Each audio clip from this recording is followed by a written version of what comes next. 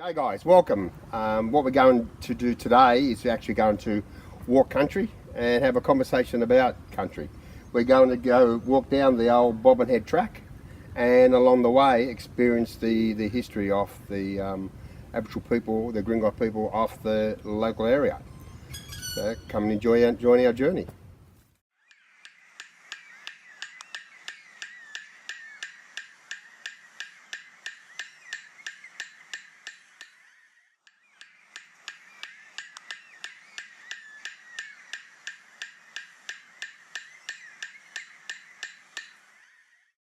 Good.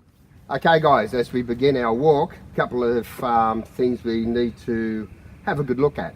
As you can see, we have this sign here for the foxes, because as we know, foxes have a massive impact on our native animals. So this is to try a good way of, I guess, of controlling our foxes. And of course, other things that have an impact not only on our native animals, but also our environment. One being dogs, and being in a national park, as we know, dogs are not allowed in. Also, motorbikes and cars along the track that we're going to walk down now. Again, it's to preserve our national park, preserve our native fauna and flora, and also keep it here for many years to come.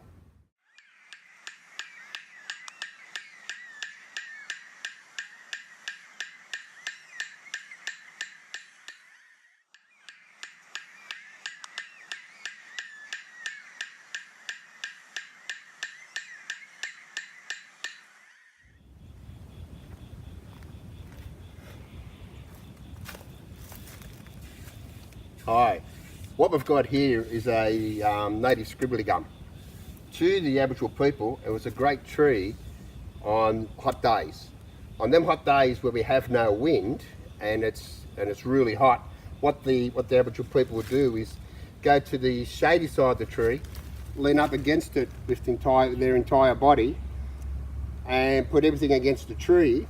And then what happens there is it cools down the whole body because the tree is always cold, and what happens there is that it consistently sucks up the water, so no matter how hot it is on the outside, the tree will always be cold. So on the really hot days, a great tree for Aboriginal people to cool themselves down using the native air conditioning.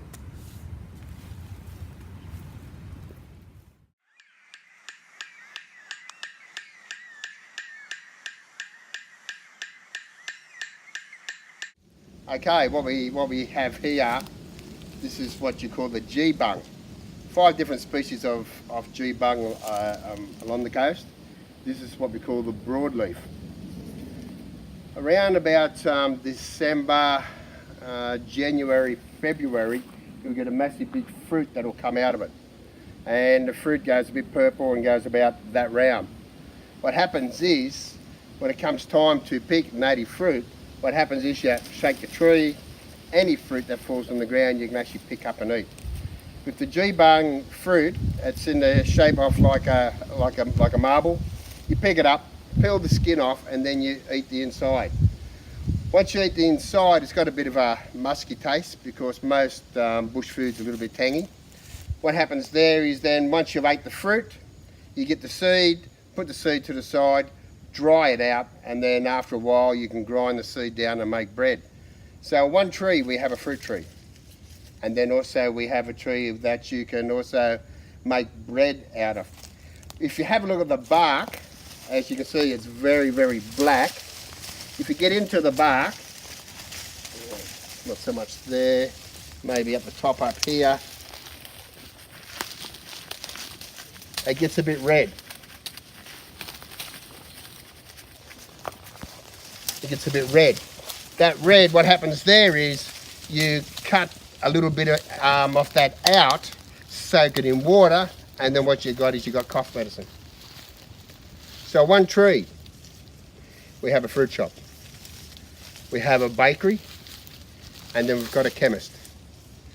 And you as an Aboriginal person, in your everyday learning on bush survival, because that would be your education, would be know how to do this. And the G-bung it's quite an interesting tree because it's the black bark that's its natural colour, so that's not from fire. And also, it's about the greenest tree in the bush, so it's very, very easy found, because when you look at the bush, it's not all bright green, but this one here really sticks out because of its colour. So it's quite a good bush for us to get a lot of food out of. Yeah.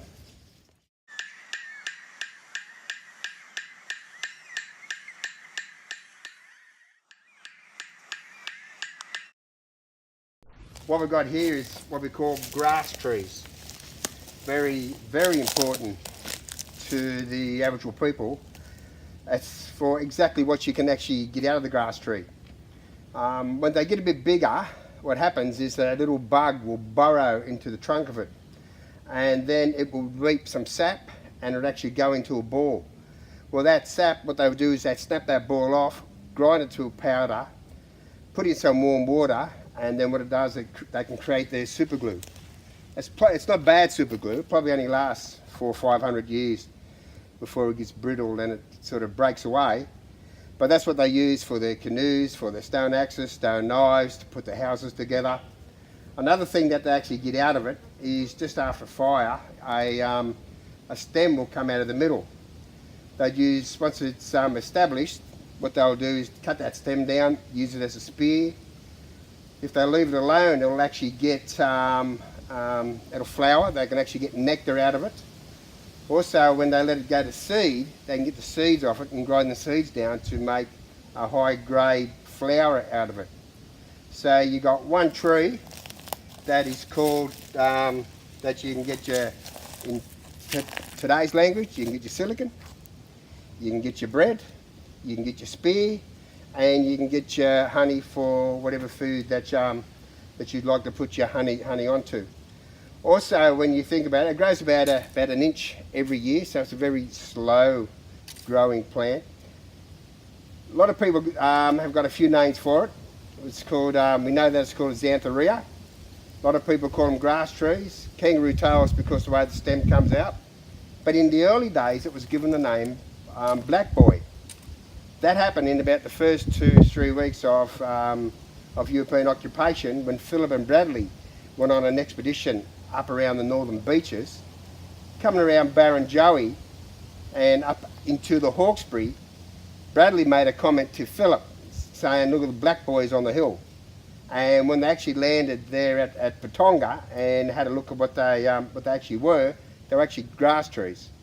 But the boy named Black Boy stuck with them for many, many years, till people decided to change the names to xanthoria and grass trees. But a very, very important tree to the Aboriginal people. As I said, when they got off the bore for the resin, they'd actually farm it. So when you break the ball off, it'll weep again and come back bigger.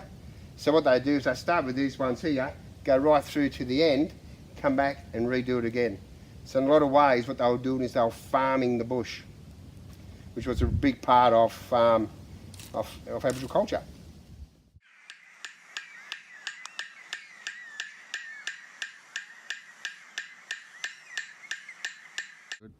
Okay, every sacred site that we actually go to, we got to earn the right to come onto the sites by going through ceremony. Once you come onto the sites, you see what we see here, the engravings here. In traditional life, all engravings would have a caretaker, and that caretaker would look after and maintain the actual site. When it's your time to come and learn what this site is all about, he will come and get you from your family groups or your mobs, bring you here for your learning.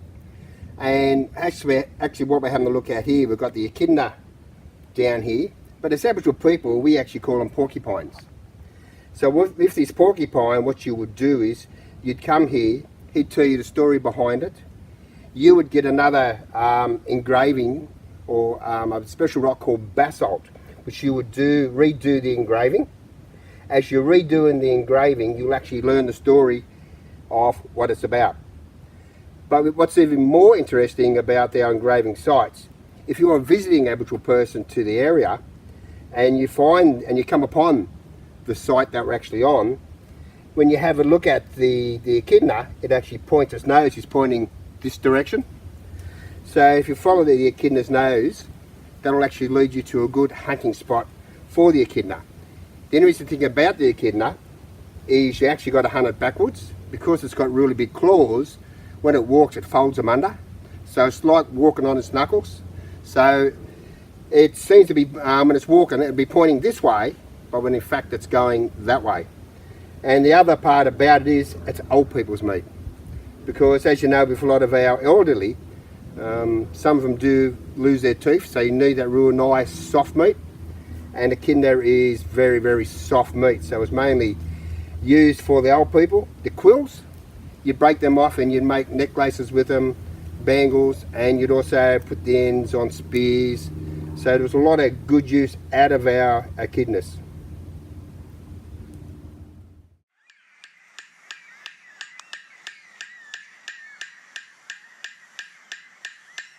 You've learnt the story of one of the engravings, then you move on to your next stage of learning. This one here is quite interesting, because when you actually have a look at it, you've got a man and you've got a woman. And you can tell straight away that this is a community site. Any engraving that has arms open suggests that they are welcoming you to the site. A couple of interesting points here is we can see the man is quite powerful. Any engraving that has a line coming across it represents strength, represents power. If he also, with his head, he has a headpiece. The headpiece again represents strength, represents power. The shape of his legs indicate that they'll probably doing a dance here. So we're not sure what sort of dance it was, but it would have been a very strong spiritual dance. A couple of other interesting points about the engraving is we've got Mondays here, like footprints. They say that footprints will lead evil spirits away from the sacred site. So, and the footprints come from this direction. So what happens here, if you come onto the sacred site, which is all about the good spirits, what happens is that if evil spirits are following you, the tracks will lead them away from the actual sacred site that you're going to talk about. By the look of the engravings, they are fairly young. When you can see the peck marks in them, so they probably show you that these engravings could be about 230 to maybe 250 years old, going by the peck marks that we actually have. The other interesting thing that you have a look at is with the man. He's got his headpiece pointing that direction. So for your next ceremony or sacred ceremony as a man or boy would be that direction. With the woman, her hands point in another direction. So you'd follow the direction of the woman's hands, and that's where the woman would go. They'd go to their sacred ceremony. So here is a community site. You learn the community site, and then you go men's business, women's business, after you've learnt the story of the site we're actually at now.